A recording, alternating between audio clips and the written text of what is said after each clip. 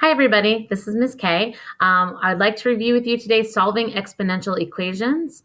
What we started yesterday in class, we're going to look at a little bit more in-depthly today. So what you see in front of you is that we are going to work on solving exponential equations when we don't have the same base. So remember, yesterday we talked about the property of equality that states if your two bases are the same, then you can simply make your exponents equal to each other. Remember, it's a balancing act, and we want that equation to stay balanced. So what happens when our base is not the same number?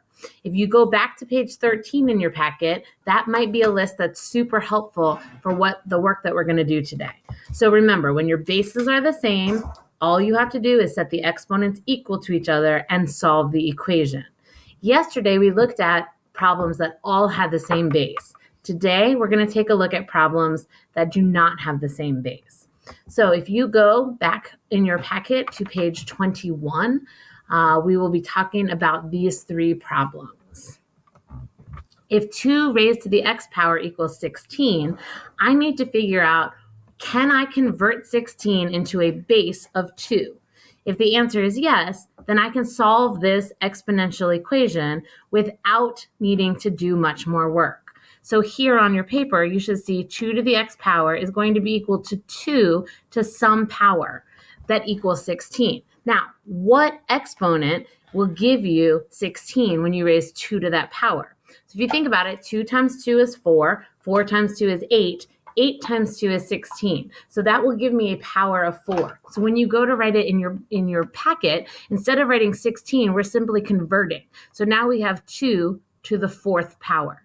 Now you can see that both of the bases are the same. So we go ahead and cross those bases out, and all we're left with is x is equal to 4. It's very similar to what we did yesterday, but now we have to convert that base first.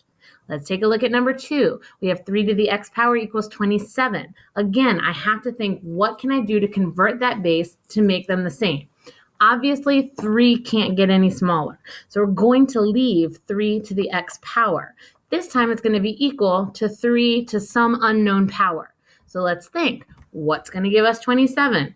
3 times 3 is 9. 9 times 3 is 27. So I know that my new exponent has to be 3. We're lucky here because this is a very simple equation. Now that we have the same base, we're going to go ahead and cancel those out. And x is simply equal to 3. We're going to try one more of the easy ones. Take a look at number 3. 5 to the x power is equal to 625. Here, again, let's think. 5 is my smaller base. I'm going to keep that to the x power. And now I need to figure out, how can I convert 625? This one's a little bit tougher because we haven't looked at these. We haven't memorized this far. But if you think about it, 5 times 5 is 25. 25 times 5 is 125. And 125 times 5, that's going to be our key. That's going to give us the 625.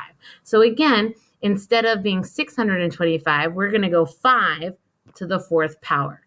When we do that, our bases are now the same, so we can cancel those out. X is simply equal to 4. Now, if we want to get a little bit tougher, because this is what we're going to work on today, that was the review part.